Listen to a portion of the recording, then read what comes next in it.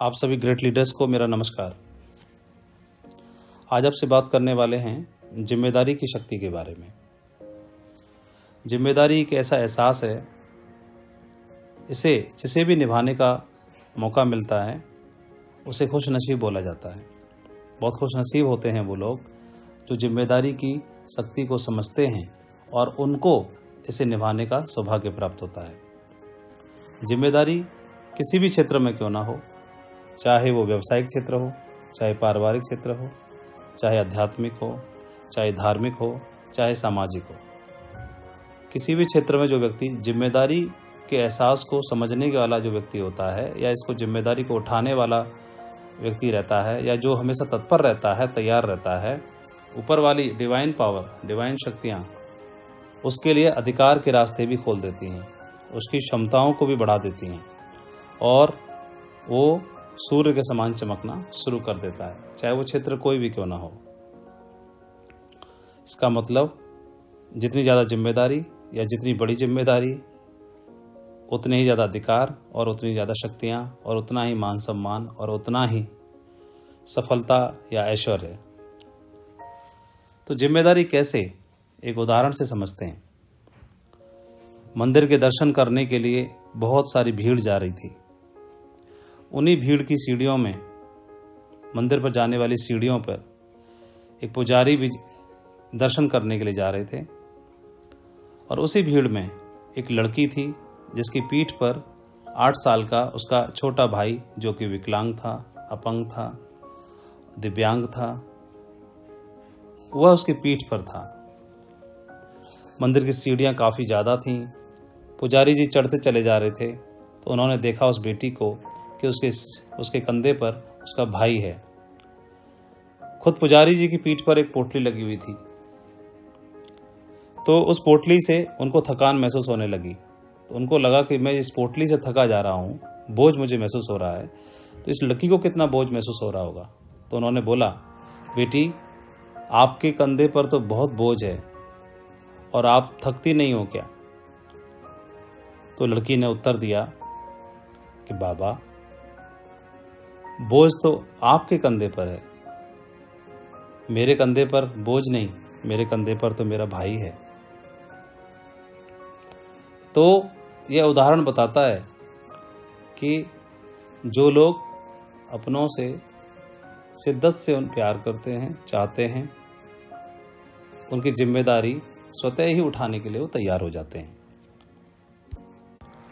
तो अब बात आती है जिम्मेदारी किसे उठानी चाहिए और कब से उठानी चाहिए और क्यों उठानी चाहिए।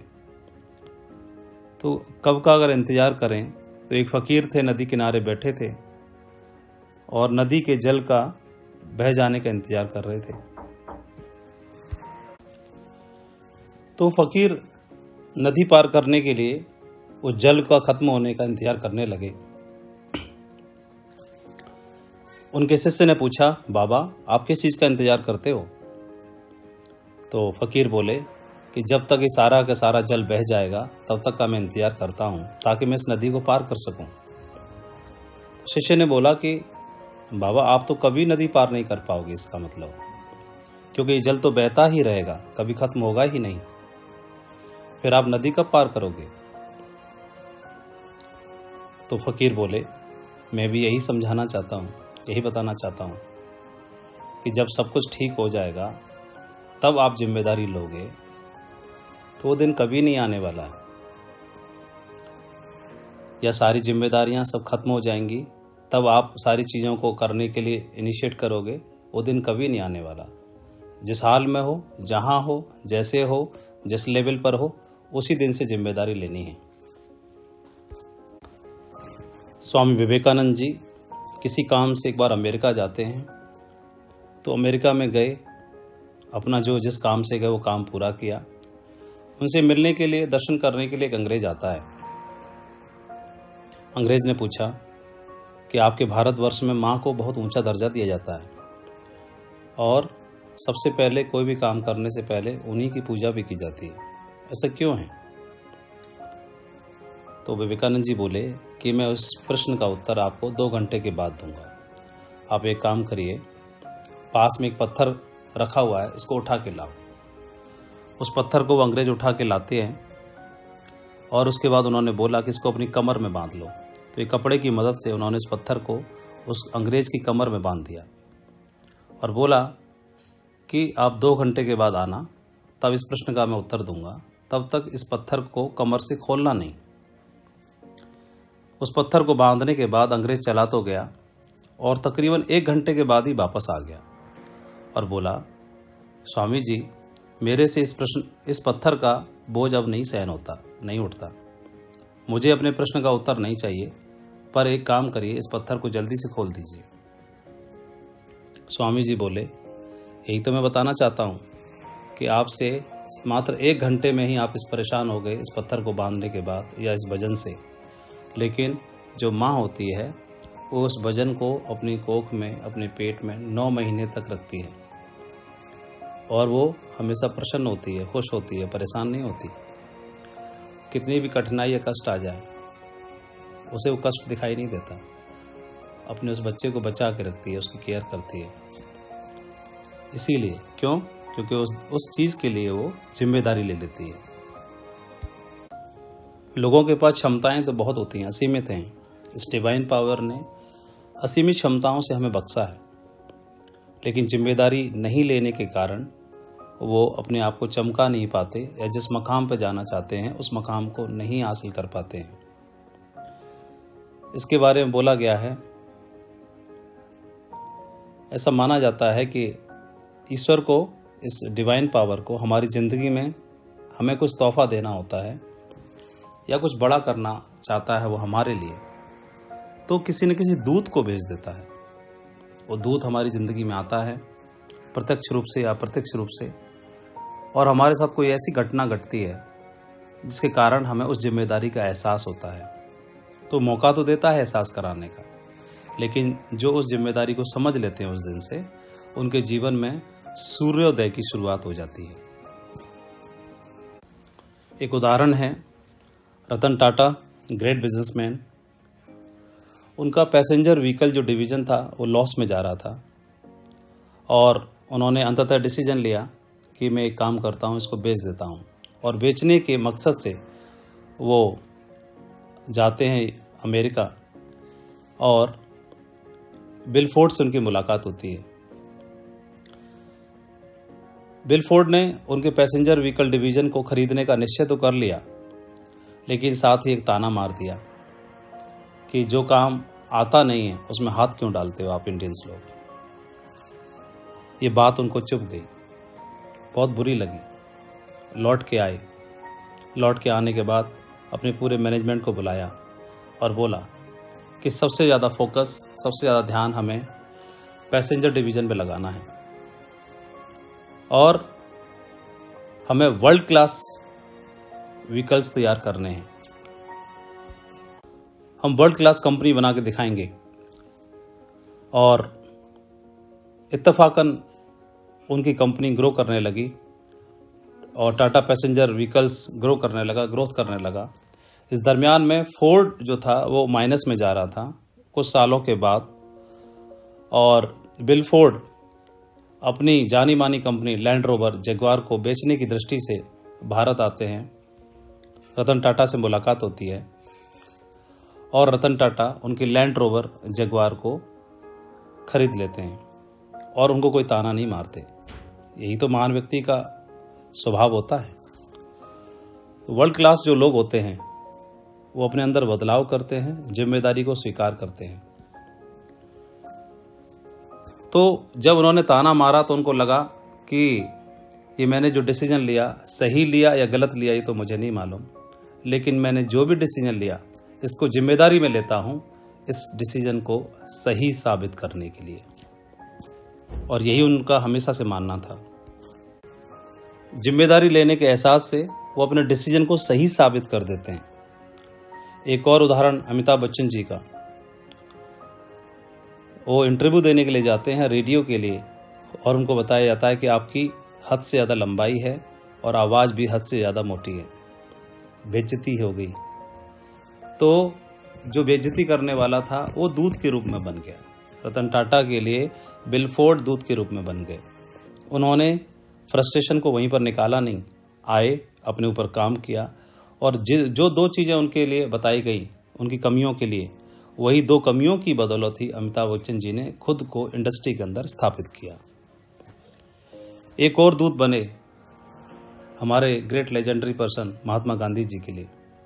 आज़ादी के आंदोलन से पहले जब देखते हैं ट्रेन में सफ़र कर रहे थे, अंग्रेज़ों ने धक्का दिया और बोला कि तुम काले लोग, इंडियंस लोग डिज़र्व ही नहीं करते हमारे साथ ट्रैवलिंग करने के लिए। तो उनकी बात अंदर तक चुभ गई। दूत बन गए वो उनके लिए, गांधी जी के लिए, और उन्होंने मन के अंदर ठान लिया कि मुझे चाहे कुछ भी क्यों ना हो जाए, मुझे प्रूव करना है, प्रूव करके दिखाना है, और वो भी अहिंसा के दम के साथ। और सभी जानते हैं स्वामी विवेकानंद जी शिकागो सम्मेलन में जाते हैं और वहाँ जाने के बाद भारत की छवि को विश्व के पटल पर स्थापित कर देते हैं। कोई न कोई ऐसा हमारे जीवन में आता है जो दूत बन जाता है हमारे को जगाने के लिए और हमारे जिम्मेदारी के एहसास को समझाने के लिए। शेप्स ऑफ बिजनेस में बहुत ऊंचाइयां अगर हमें हासिल करनी है तो हमें भी पहले दिन से अपनी जिम्मेदारी के एहसास को समझना होगा। सभी लोग कहते हैं इस बिजनेस में सारे लोग सफल नहीं होते। मैं कहता हूं सारे लोग जिम्मेदारी नहीं लेते, कुछ ही लोग सफल होते हैं। हाँ, मैं भी यही कहता हूं, क्योंकि कुछ ही लोग जिम्मेदारी के एहसास को समझते हैं या जिम्मेदारी लेने के लिए तैयार होते हैं। जिम्मेदारी लेने का मौका मिलता तो है, लेकिन कुछ लोग लेते हैं, कुछ लोग नहीं लेते। कुछ को सफलता मिलती है, कुछ को नहीं मिलती। मेरे साथ भी एक घटना हुई। मैं इस बिजनेस को कर रहा था, बहुत अच्छा बिजनेस नहीं चल रहा था। हर व्यक्ति के 2 लेगों में बिजनेस करना होता है। मेरे साथ कोई खास अच्छा नहीं चल रहा था। मैं एक मीटिंग में गया और मुझे वहाँ शहर में जाकर के, उस मीटिंग में जाकर के लॉग आईडी प्लेसमेंट की ऑफर दी गई एक दूसरे लीडर के द्वारा। तो जब तक मैं काम कर रहा था लेकिन जागा नहीं था अंदर से, तो मैंने बताया कि कोई न कोई दूत भेजता है ईश्वर आपको जगाने के लिए। तो उससे नाराज नहीं होना, उसको क्रिटिसाइज नहीं करना, उसको भला बुरा नहीं बोलना, उसको गाली नहीं देनी, धन्यवाद देना है, उसने आपको जगा दिया। मैं काम तो कर रहा था औसत तरीके से, लेकिन मुझे जिस दूत के द्वारा लॉग आईडी ऑफर की गई, प्लेसमेंट ऑफर की गई, उस दिन मैं जाग गया। और जाग गया तो परिणाम आपके सामने है। और जिस दिन आप जागोगे, परिणाम दुनिया देखेगी आपका। शुरुआती दिनों में हम काम करते थे, वेन्यू पे जाते थे, मीटिंग्स करते थे, तो कई बार हमारे लीडर्स कंप्लेंट करते थे हमारी टीम के कि हमारे साथ पार्शियलिटी होती है, पक्षपात होता है और ठीक नहीं है, हमको बराबर का मौका नहीं मिलता है। तो मैंने अपनी अपलाइन को इन सारी चीज़ों से अवगत कराया। अपलाइन ने बोला कि अगर पक्षपात महसूस करते हो, ऐसा एहसास होता है, तो जिम्मेदारी क्यों नहीं ले लेते? किस दिन लोगे जिम्मेदारी? या तो पक्षपात महसूस करो या जिम्मेदारी ले लो। तो हमने दोनों में से एक को चुनना था। मैंने जिम्मेदारी को चुना और उस दिन के बाद वो जो परेशानी थी वो हमेशा के लिए खत्म हो गई। एक घटना और हुई। हमको जहाँ पे काम करते थे उस शहर के अलावा और भी दूसरे शहरों में काम करना था। हमारी टीम के लोग वहाँ की डिटेल्स मांगने लगे। उस शहर के लिए डिटेल्स चाहिए, वेन्यू की डिटेल्स चाहिए, प्लान की डिटेल्स चाहिए, सिटी हॉस्ट की डिटेल्स चाहिए। तो मैंने भी अपनी अपलाइन के द्वारा रिक्वेस्ट की अपलाइन को कि सर मुझे उस शहर की डिटेल्स चाहिए। तो सर ने अपने तरीके से डिटेल्स पता करने की कोशिश की और उनको किसी कारण डिटेल्स नहीं मिल पाई। तो उन्होंने मुझे बताया कि ज़िंदगी भर डिटेल्स ही मांगते रहोगे या जिम्मेदारी भी लोगे। तो हमने जिम्मेदारी को चुना और उस दिन के बाद मैंने और मेरी अपलाइन ने डिसाइड किया कि आज के बाद कभी भी हमें पूरे भारत में कभी भी किसी दूसरे वेन्यू की, सिटी होस्ट की डिटेल्स नहीं चाहिए होंगी। हम जिम्मेदारी लेते हैं कि पूरे भारत में, किसी भी शहर में, किसी भी प्रदेश में, किसी भी गांव में, किसी भी छोटी बड़ी जगह पर एक व्यक्ति भी होगा, उसकी जिम्मेदारी हम स्वीकार करते हैं और उसके साथ काम करके वेन्यू और सिटी डेवलप करने की जिम्मेदारी हम स्वीकार करते हैं। और उस दिन का दिन था कि हमने कभी भी पूरे भारत में किसी भी शहर के लिए, किसी भी जगह के लिए, किसी भी दूसरी टीम से, किसी भी दूसरे लीडर से वेन्यू के लिए या किसी और चीज़ के लिए डिटेल्स कभी नहीं मांगी। यही सेम हालात थे लीडर्स मीटिंग में अटेंड करने के लिए। हमने रिक्वेस्ट की, सर हमारे लीडर्स को लीडर्स मीटिंग चाहिए और हम अटेंड करवाना चाहते हैं। तो फिर से कोई ना कोई मौका मिलना था हमें जगाने का, और उस अनायास या अकस्मात कह सकते हैं, उस मीटिंग में हमारे लोग बैठ नहीं पाए जितने बैठाना चाहते थे। तो अपलाइन को बोला कि सर हमारे कम लोग बैठे हैं। उन्होंने बोला या तो ऐसे ही फेस करते रहो या जिम्मेदारी ले लो। हमने जिम्मेदारी को स्वीकार कर लिया। वो लोग खुद ही जिम्मेदारी लेते हैं अपने लीडर्स को लीडर्स ट्रेनिंग अटेंड कराने के लिए, लीडर्स मीटिंग अटेंड कराने के लिए। और वो मीटिंग की शुरुआत एक छोटे से पार्क से हुई। पार्क से करते करते करते करते करते करते करते करते करते करते करते करते आज 5 स्टार होटल में हम लोग मीटिंग करते हैं और देश के बाहर विदेशों में भी करते हैं। तो वो जिम्मेदारी लेने का एक छोटा सी शुरुआत थी, छोटा सा एहसास था, उसकी वजह से ये दिन हमें देखने के लिए मिला। हमारे मन में कभी इस तरह का ख्याल नहीं आया कि मैं ही जिम्मेदारी लेकर एक काम करता हूं, क्योंकि अक्सर लीडर्स का क्वेश्चन रहता है, सवाल रहता है कि मैं तो जिम्मेदारी लेता हूं, मेरी टीम के लोग जिम्मेदारी नहीं लेते हैं। तो मैं भी यही सवाल अपनी अपलाइन से पूछता था। तो उन्होंने बोला कि आप जिम्मेदारी लेते रहिए, लेते रहिए, लेते रहिए, आपकी टीम में भी जिम्मेदारी लेने वाले स्वतः ही आ जाएंगे। तो उनकी बात 16 आना सच निकली। मैं जिम्मेदारी लेता रहा तो टीम के साथी भी जिम्मेदारी लेने के लिए तैयार हो गए। उनको मौका मिला और वो लोग तैयार हो गए। और आज हमारी टीम में बहुत सारे ऐसे लीडर्स हैं जिन्होंने जिम्मेदारी ली और जिम्मेदारी लेने की बदौलत आज इतनी बड़ी टीम के मालिक बन पाए, या इतने शानदार रिजल्ट ले पाए, या इतनी तादाद में डायमंड अचीवर्स को तैयार कर पाए। तो वो सिर्फ एक छोटी सी बात थी जिसने एक इतना बड़ा परिवर्तन ला दिया। ये बात समझ में आती है कि जिम्मेदारी एक ऐसा एहसास है जो आदमी को आगे बढ़ाने के लिए उसको तैयार करती है। कई बार बुरा समय भी आया, सभी के साथ होता है, हमारे साथ भी हुआ। कभी बिजनेस बहुत तेजी से चलता है, कभी स्लो चलता है, कभी एक लेग चलती है, कभी दूसरी चलती है, कभी दोनों नहीं चलती, कभी दोनों चलती हैं। कभी टीम के लोगों के साथ में व्यवहार अच्छा बनता है, कभी नहीं बनता है। कभी लोग आपकी बात समझते हैं, कभी लोग नहीं समझते हैं। तो ये सब कुछ चलता रहता है, हमारे साथ भी ऐसा हुआ। कई बार कुछ टीम के लोग टूट टूट के दूसरी कंपनी में जाने लगे, अदर कंपनीज की तरफ रुख किया उन्होंने। तो हम अब फिर से अपनी अपलाइन के साथ बैठे, सर क्या करें, लोग टूट रहे हैं, लोग जा रहे हैं, क्या करें। तो उनकी डिमांड है प्रोडक्ट की रेंज बढ़नी चाहिए, उनकी डिमांड है कि पे आउट बढ़ना चाहिए, उनकी डिमांड है कि कुछ और बदलाव होना चाहिए, कुछ और बदलाव होना चाहिए, कुछ और बदलाव होना चाहिए। तो उन्होंने मुझे एक बात बताई कि माधव जी, सारे बदलाव कंपनी को ही करने की जरूरत है क्या? क्या कुछ बदलाव हमको नहीं करना चाहिए क्या? कि सारे इंप्रूवमेंट कंपनी को ही करने चाहिए क्या? क्या छोटा मोटा इंप्रूवमेंट की जरूरत हमको नहीं है क्या? क्या सारे डेवलपमेंट, सारे चेंजेस कंपनी को ही नहीं ठेका ले रखा है क्या? कुछ तो हमारी और भी हमारी जिम्मेदारी बनती है। मैं समझ गया इशारा कहाँ था, और मैंने उन्हीं के साथ रह करके, उनके इशारे को समझ करके और जोड़ी बना के काम करना शुरू किया। मैं मेरी अपलाइन के साथ शुरुआत से था, फ्रेशर लेवल से जब मैंने ज्वाइन किया, और आज भी उन्हीं के साथ हूँ। मुझे कभी ज़रूरत ही नहीं पड़ी। उनकी बात उतनी ही महत्वपूर्ण, उतनी ही भारी तब लगती थी जब मैं ज्वाइन था, फ्रेशर था, सिल्वर था, गोल्ड था, और उतनी ही स्ट्रांग, उतनी ही महत्वपूर्ण आज भी लगती है जब मैं खुद क्राउन एम्बेसडर हूँ।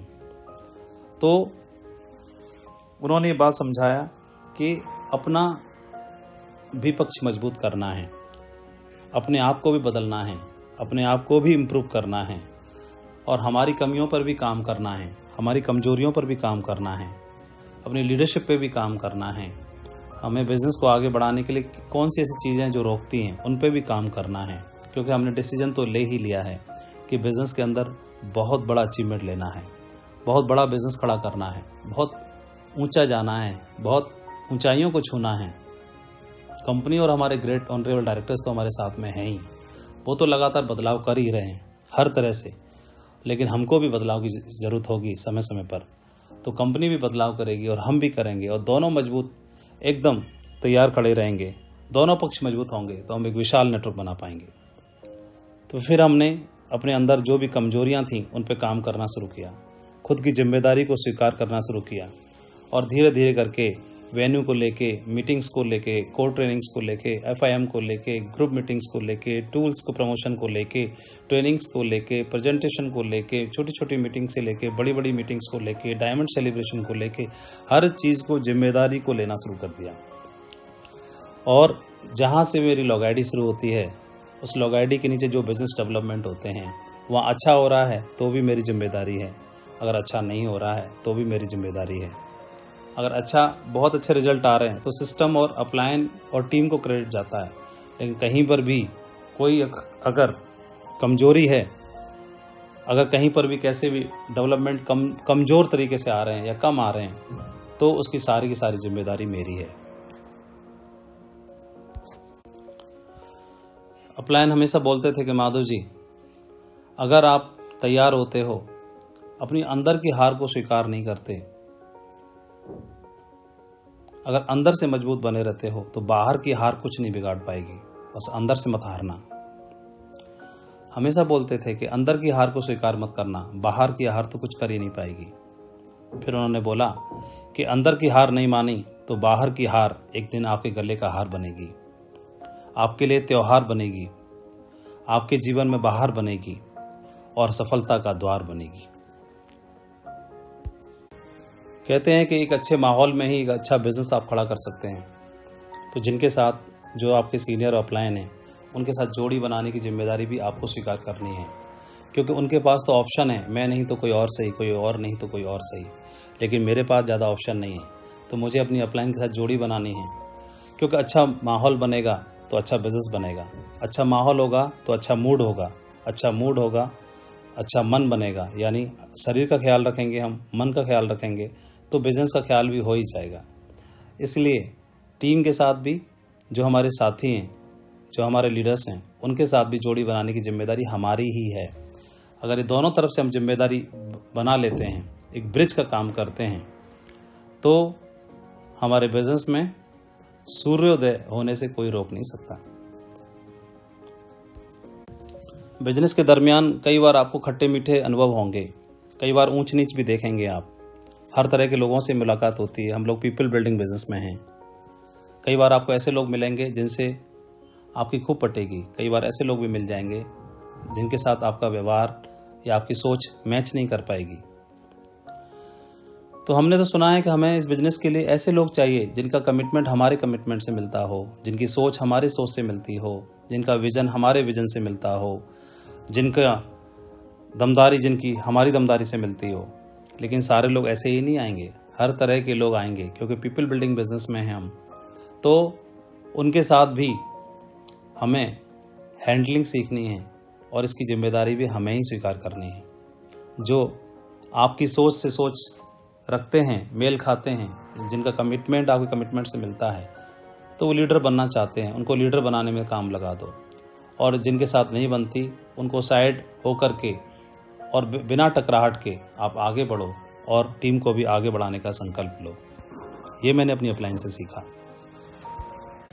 कई बार आपके साथ में बिजनेस को करने के लिए चैलेंज आएंगे, हमारे साथ भी ऐसा हुआ। तो उन चैलेंजों को आपको अपॉर्चुनिटी में कन्वर्ट कर देना है। वो चैलेंज किस तरह से होते हैं? हम देखते थे कि मई जून के महीने में बहुत गर्मी पड़ती थी, उन दिनों में प्लान कम होते थे, मीटिंग्स कम होती थी, समझ में नहीं आता था, या तो बहुत सर्दी पड़ रही है तब, या बहुत गर्मी हो रही है तब, समझ ही नहीं आ रहा क्या करें।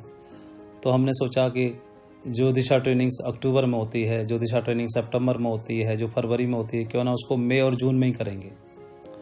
जिस वक्त में कोई और दूसरा काम ना होगा, उस काम में सबसे ज़्यादा मोस्ट रिजल्ट प्रोड्यूसिंग काम हम करेंगे। इस बात का डिसीजन लिया तो क्या हुआ, वो जो खाली टाइम था, जो ऐसा टाइम था जो यूज में नहीं आ रहा था, हमने उसको कन्वर्ट कर दिया अपॉर्चुनिटी में, लीडर्स तैयार करने पर। और क्या हुआ, वो हमारे लिए सफलता का सिद्धांत बन गया।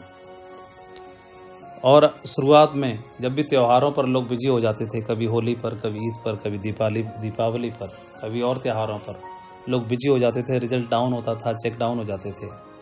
तो हमने ऐसी प्लानिंग की अपलाइन के साथ मिलकर के सिस्टम की गाइडलाइन में कि मीटिंग्स प्लान किया करते थे उसके पहले या उसके बाद, त्यौहार से पहले या त्यौहार के बाद। त्यौहार से पहले प्लान करते थे तो लोग एक्साइटेड होके जाते थे, त्यौहार के बाद करते थे तो पूरा त्यौहार भी उनका मीटिंग्स के ध्यान में निकल जाता था। और ऐसे करके हमने उसको चैलेंज को अवसर में कन्वर्ट कर दिया। कई बार हमारे टीम के लोग शहर से दूर जाके ज्वाइन होते थे, तो कोई एक व्यक्ति है, कोई दो व्यक्ति है, समझ नहीं आता कैसे काम करें। तो अपलाइन ने बताया कि टूल्स की मदद लो। तो हम लोगों ने खुद जाने के बजाय टूल्स उनको दिया। हम आगरा शहर में रहते थे, यहाँ पर मीटिंग्स करते थे, वेन्यू प्लान होता था, ट्रेनिंग्स होती थी, तो हम लोग करते थे। हमारी अपलाइन ने जो गाइडलाइन दी उसके अनुसार हम लोग करते थे कि बाहर से कोई लीडर जब ज्वाइन करता था उसको बुलाते थे, और बुलाने के बाद उनको फ्राइडे की ट्रेनिंग अटेंड कराते थे, सैटरडे को उनको ग्रुप मीटिंग्स और टेक्निक सिखाते थे, कोर ट्रेनिंग अटेंड कराते थे, और संडे का प्लान अटेंड कराते थे। ये 3 दिन की एक्टिविटी अटेंड करके वो व्यक्ति तैयार होकर जाता था। साथ ही उनको टूल्स प्रोवाइड करते थे। टूल्स प्रोवाइड कराने के बाद और उनको तैयार करने के बाद हम भेज दिया करते थे, और वो व्यक्ति जाकर कमांडो की तरह काम करता था। फिर पीठ पीछे से उनके अपलाइन जिनकी जरूरत होती थी उनको भेज दिया करते थे, और ऐसे ऐसे करके हमारा बिजनेस खड़ा होना शुरू हो गया।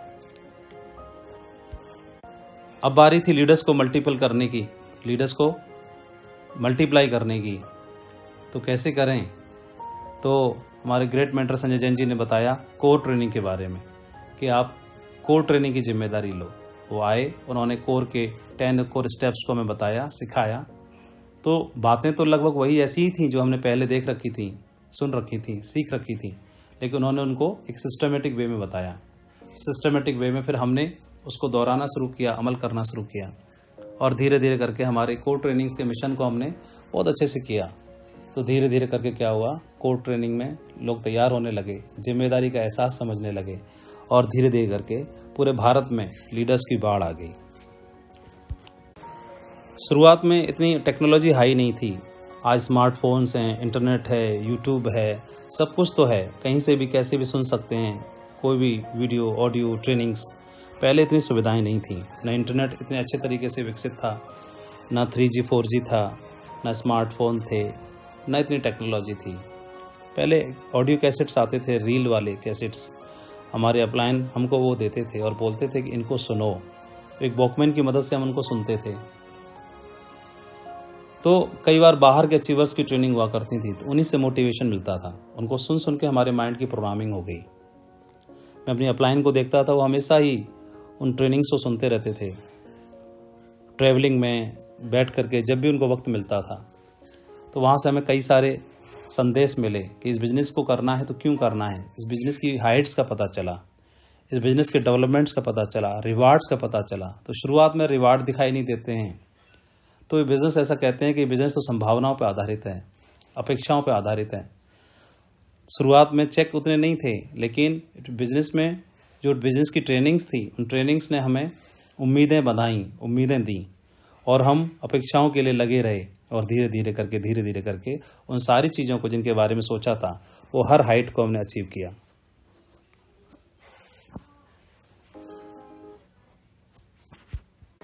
हमें एक बात और सीखने के लिए मिली कि बिज़नेस में आप जिम्मेदारी लेते हो तो लोग आपको फॉलो करते हैं। आप कल्पना करो कोई छोटा बच्चा है, आप किसी रास्ते पे चल रहे हो और वो आपको फॉलो कर रहा है, कोई छोटा सा बच्चा है। तो जहाँ जहाँ आप मुड़ते हो वहाँ वो मुड़ जाता है, जहाँ जहाँ आप जाते हो वहाँ वहाँ वो आता है। तो क्या कोई गलत स्टेप आप उठाओगे? क्या रोड क्रॉस करते समय ध्यान रखोगे कि नहीं रखोगे?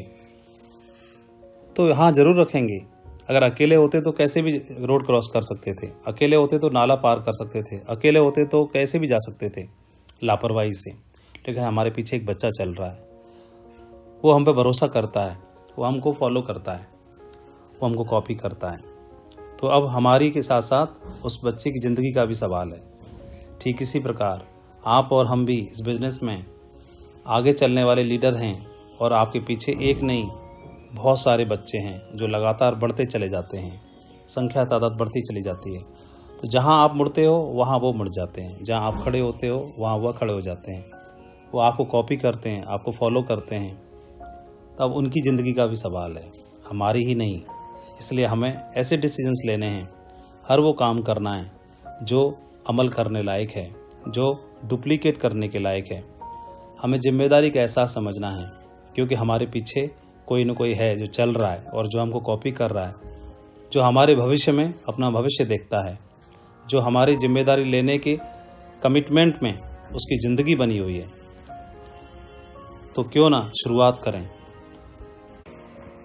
बिजनेस कितना बड़ा करना है, इसका डिसीजन हमको ही लेना है, हमें चुनाव करना है, हमें निर्णय लेना है। आप चाहेंगे तो आने वाले वक्त में आपकी आईडी के नीचे क्राउन एम्बेसडर लिखा दिखाई देगा। आप चाहेंगे तो बहुत सारे लोग जिम्मेदारी जिन्होंने नहीं ली, वो डायमंड बनने से पहले इस बिजनेस से क्विट करके चले गए। हमें ही निर्णय लेना है कि जिम्मेदारी लें, अपनी टीम को भी ऐसा ही बना दें जिम्मेदारी लेने वाला। हम कमिटेड बने और टीम को भी ऐसा ही बना दें, मोस्ट कमिटेड टीम बना दें। हम शुरुआत करें, टीम भी शुरुआत कर देगी। शुरुआत और पहल हमसे होती है, हमारे पहले कदम से होती है। गुरु गोविंद सिंह जी महाराज बैटल ऑफ चमकौर के बारे में आप जानते हैं। मात्र 40 सूरमा थे, 10 लाख मुगलों की सेना थी। अविश्वसनीय युद्ध हुआ। सिर्फ किस बात की बदौलत? सिर्फ एक चीज की बदौलत कि गुरु गोविंद सिंह जी महाराज ने माइंड प्रोग्रामिंग इस तरह की अपने योद्धाओं की। उन्होंने बोला, चिड़िया दे नाल बाज लड़ाबा, गिदड़ा नु में शेर बनाबा, 1.25 लाख ते एक लड़ाबा, ता गोविंद सिंह नाम कहाबा। फिर से रिपीट करता हूं, ऊपर वाला सर देकर सरदारी देता है। बहुत खुशकिस्मत हैं वो लोग जिनको जिम्मेदारी निभाने का सौभाग्य मिल रहा है। आने वाले वक्त में, आने वाले समय में आप एक ड्रीम टीम बनाएंगे और सबसे अच्छी बात यह होगी कि आप उसकी नींव की ईंट बनेंगे। शुरुआत आपसे होगी और आप बहुत सारे लोगों की ज़िंदगी में कंट्रीब्यूट कर पाएंगे, उनके जीवन में कुछ अच्छा करने के लिए। तो आपके अच्छे करने से, आपके अच्छे डिसीजन लेने से, आपकी अच्छी सोच से, आपकी जिम्मेदारी लेने से अगर दूसरों की ज़िंदगी में बाहर आती है, आप दूसरों के लिए कुछ कंट्रीब्यूट कर पाते हैं, इससे बड़ी सेवा क्या हो सकती है भला। लेकिन कुछ लोग ऐसे होते हैं जिम्मेदारी नहीं लेते, बताने के बावजूद भी। उनका बिजनेस नहीं चल रहा, 1 लाख चल रही है, 1 लाख में कम बिजनेस है, तो भी जिम्मेदारी नहीं लेते, 1 लाख की भी जिम्मेदारी नहीं लेते। दर्द होता है उनको, फाइनेंशियली प्रॉब्लम में हैं, सम्मान भी उतना नहीं है, रिकॉग्निशन लेवल भी छूटता चला जा रहा है। फिर भी एक बार क्या हुआ, एक बार एक लड़का पिज्ज़ा की डिलीवरी देने के लिए घर में जाता है, तो देखता है कि डोरबेल बजाने के बाद में दरवाज़ा खुलता है और उसका मालिक एक चेयर पर बैठा था, वुडन फ्लोर था, वहीं पर एक कुत्ता बैठा था और वो करा रहा था, कूं कूं कूं कूं करा रहा था दर्द से। मालिक आराम से बैठा हुआ था, उसके ऊपर कोई फर्क नहीं पड़ रहा था। तो उस पिज्जा बॉय ने पूछा कि भाई साहब, सर, ये कुत्ता दर्द से करा रहा है, आप इसको उठा क्यों नहीं देते, इसकी मदद क्यों नहीं कर सकते? तो मालिक बोले कि उसका तो डेली का काम है, जाने दो। उससे रहा नहीं गया, फिर भी दोबारा पूछा, तो उन्होंने बोला कि जहाँ पर एक कुत्ता बैठा है वहाँ पर फर्श में एक कील ऊपर की ओर निकली हुई है थोड़ी सी, और इस कील के ऊपर ही बैठा है और वो कील इसको चुभ रही है, इसलिए ये दर्द से करा रहा है। तो वो डिलीवरी बॉय ने बोला, फिर ये वहाँ से उठ क्यों नहीं जाता? बोले इसलिए नहीं उठ रहा क्योंकि उतने दर्द को ये सह ले रहा है। जिस दिन इतना दर्द होगा कि सह नहीं पाएगा तब उठेगा, अपने आप भागेगा। तो बहुत सारे लोग ऐसे रहते हैं कि सह लेते हैं उस दर्द को, कूं और कूं करके करा रहे होते हैं। बड़ा चेक नहीं है, बड़ी गाड़ी नहीं है, बड़ा बिजनेस नहीं है, बड़ी टीम नहीं है, बड़ा सब कुछ नहीं है। क्यों? कि जिम्मेदारी नहीं है, कूं कूं करके करा रहे होते हैं। तो चाहे कील छोटी क्यों ना हो, उठ जाना है, कमर कस लेनी है, कमिटमेंट देना है, जिम्मेदारी स्वीकार करनी है कि आपके नाम की पहचान बनाने के लिए। और ऐसे लोगों के बारे में याद रखना है। कुछ एक नाम दिमाग में लाइए, 1 नाम, 2 नाम, 3 नाम, 4 नाम, 5 नाम, जिनसे आपको इंस्पिरेशन मिलती है, जो आपको प्रेरित कर सकते हैं, जो आपको मोटिवेट कर सकते हैं, जो ज़िम्मेदारी स्वीकार करते हैं या जिन्होंने ज़िम्मेदारी स्वीकार की और ज़िम्मेदारी के दम पर वो बहुत आगे बढ़े। तो जो व्यक्ति आपको मोटिवेट कर सकता है, जिसका नाम लेने से उनके बारे में सोचिए, उनकी क्वालिटीज़ को महसूस करिए और उसी क्वालिटी के दम पर अपने आप की मुट्ठी बांधिए और हो जाओ तैयार। मैं आप सभी से उम्मीद करता हूँ कि अपने जीवन में बहुत ऊंचाइयों को आप छुएंगे। इस सफलता की सारी हाइट्स को आप अचीव करने वाले हैं। बहुत कमिटेड हैं, बहुत मेहनती हैं, बहुत विजनरी हैं, बहुत बड़ी लीडरशिप ईश्वर ने आपको दी है, आपके अंदर छिपी हुई है। जिम्मेदारी लेकर के उस लीडरशिप को बाहर निकालिए, आने दो बाहर, निकलने दो बाहर। एक पारी खेलनी है, आज नहीं तो कल, खेलनी तो है ही, तो क्यों ना शुरुआत अभी से करें उस पारी को खेलने की, और उस पारी को खेलने की जिम्मेदारी भी आप ही को स्वीकार करनी है। मेरी ओर से आपके उज्जवल भविष्य के लिए ढेर सारी शुभकामनाएं। Best of luck. जय हिंद। आप सभी ग्रेट लीडर्स को मेरा नमस्कार। आज आपसे बात करने वाले हैं जिम्मेदारी की शक्ति के बारे में। जिम्मेदारी एक ऐसा एहसास है, इसे जिसे भी निभाने का मौका मिलता है उसे खुशनसीब बोला जाता है। बहुत खुशनसीब होते हैं वो लोग जो जिम्मेदारी